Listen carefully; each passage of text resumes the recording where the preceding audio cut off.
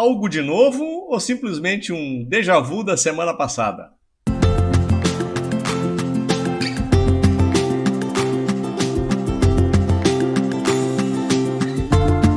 Olá, amigos da Focalize, sejam bem-vindos aqui ao nosso vídeo da sexta-feira. Esse, para mim, é um dos momentos mais prazerosos da semana, o momento do nosso encontro semanal. A gente faz aquele resumão, tenta entender o que está acontecendo e tenta projetar o que está por vir aí na próxima semana. E lembrando vocês que na segunda-feira nós soltamos um vídeo sobre o Pix. E esse vídeo está sendo muito, mas muito comentado e muito elogiado. Nós temos alguns clientes, inclusive, que tentaram buscar uma explicação com o seu gerente do banco, em 3 bancos diferentes, recebeu 3 explicações diferentes, não entendeu nada quando assistiu um vídeo aí, com pouco mais de 6, 7 minutos, compreendeu totalmente o conceito do Pix, de forma que o Júlio nos presenteou de forma brilhante essa semana. Então, se você não assistiu ainda, é só entrar aqui no canal do YouTube e botar lá Pix, Focalize, você já acha o vídeo, ficou realmente muito bom. Muito bem, e essa semana? Parece um déjà vu, né? Não tem algo muito diferente do que a gente vinha comentando na semana passada. Quando a gente olha para o gráfico, verifica que voltamos a circular muito próximo da zona de suporte que fechamos na semana anterior e com as características do mercado muito parecidas. Mas, quando a gente começa a adentrar no detalhe, vamos descobrir sutis diferenças e essas sutis diferenças podem levar o nosso índice para um outro movimento. Então, nós vamos dar uma rápida comentada aqui no geral, e depois vamos lá para o gráfico, para algumas outras informações, para que a gente compreenda todo esse contexto e a gente possa tentar chegar a qualquer tipo de conclusão sobre isso. De principal, algo que me chamou muito a atenção essa semana foi algo que já não acontecia há muito tempo. Vocês têm acompanhado os nossos comentários aqui nas sextas-feiras. Eu tenho mostrado o comportamento principalmente do índice, do dólar e do índice DI, né?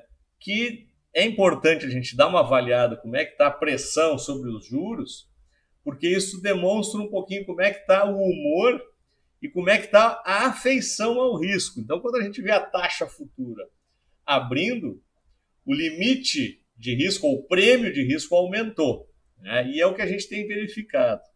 Mas isso, principalmente nas taxas mais longas, a gente encontrou uma pequena correlação de crescimento também nas taxas intermediárias, eu falo DI 24, DI 25, que são os mais negociados do mercado, mas essa semana aconteceu algo que realmente há muito tempo não acontecia, foi que o governo precisou funding em função do seu grande déficit fiscal, precisou fazer caixa, e normalmente quando ele vai fazer a rolagem dos títulos, a opção sempre é pelos títulos mais longos. Então você mantém o nível de alongamento da dívida, o perfil de alongamento da dívida sempre maior. Mas como está esse descolamento que a gente está vendo? Nós temos uma taxa básica 2, que essa semana, inclusive, o Banco Central aparentemente encerrou o ciclo, né? Manteve em 2 e não deu nenhuma sinalização de que possa passar disso, né?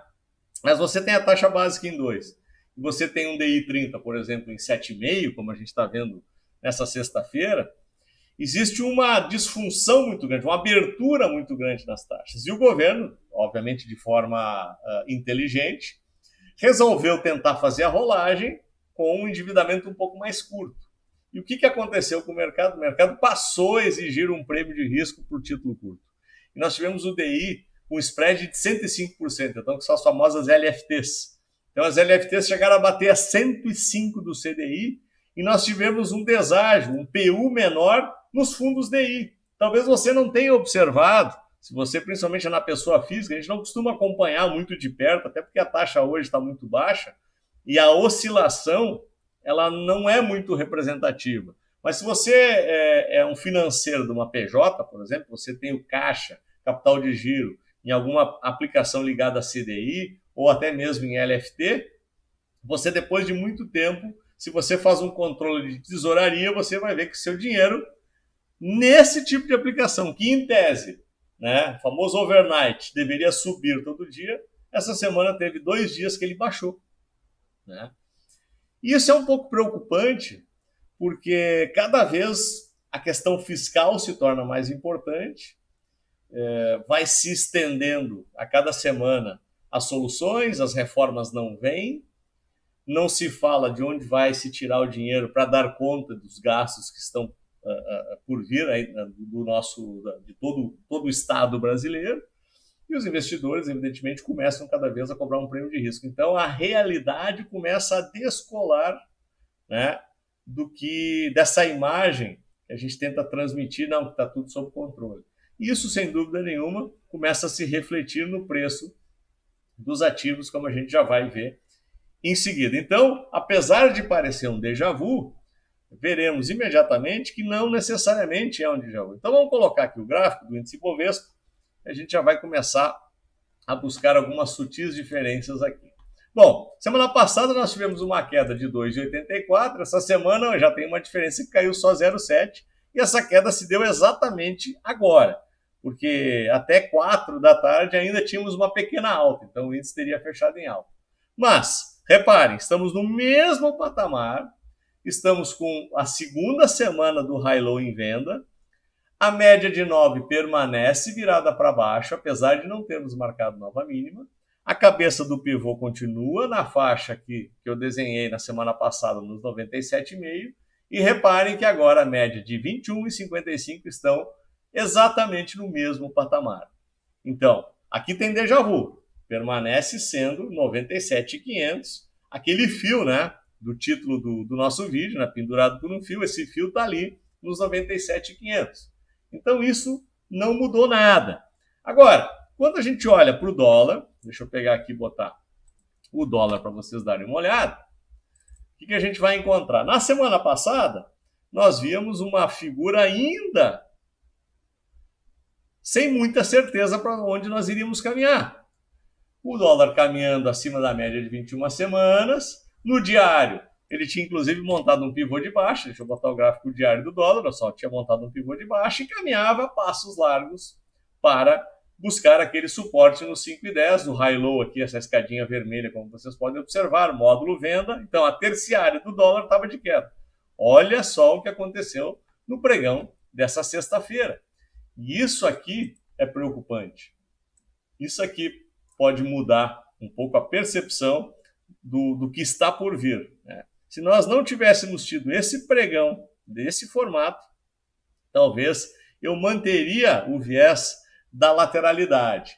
Agora eu comecei a me preocupar um pouco mais. E aqui eu quero jogar uma segunda preocupação para vocês, que é a taxa DI.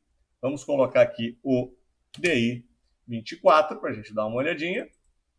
Opa, entrou o 18, é o 24 que eu quero. E olha o que acontece com o DI 24. Ele fecha com um pivô de alta, rompendo a região dos 5,50. Se dermos um zoom aqui no gráfico, reparem que o último topo tinha sido aqui na região de junho, depois aquele estresse em meados de agosto, e agora nós rompemos esse patamar novamente. Então, o mercado de juros estressou, o dólar estressou, e o índice teve pressão vendedora no último dia do pregão, e alguns indicadores começam a dar pressão na venda.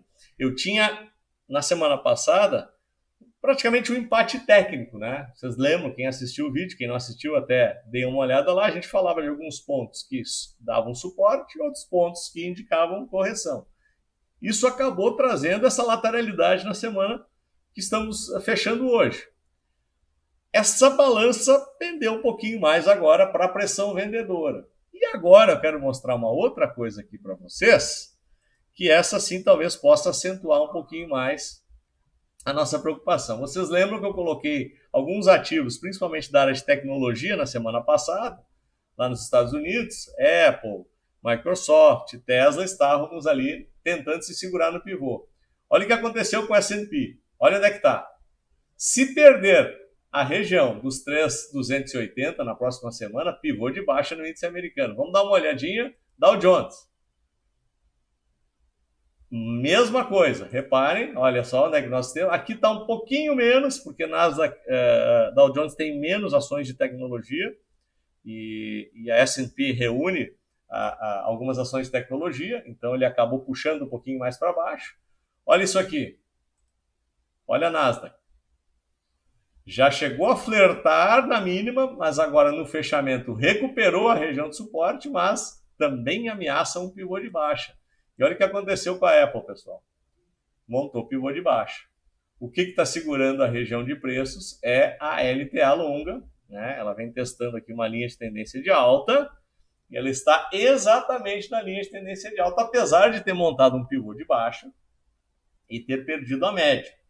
Então, nesse aspecto, eu começo a ter uma certa preocupação em relação ao que está acontecendo no exterior.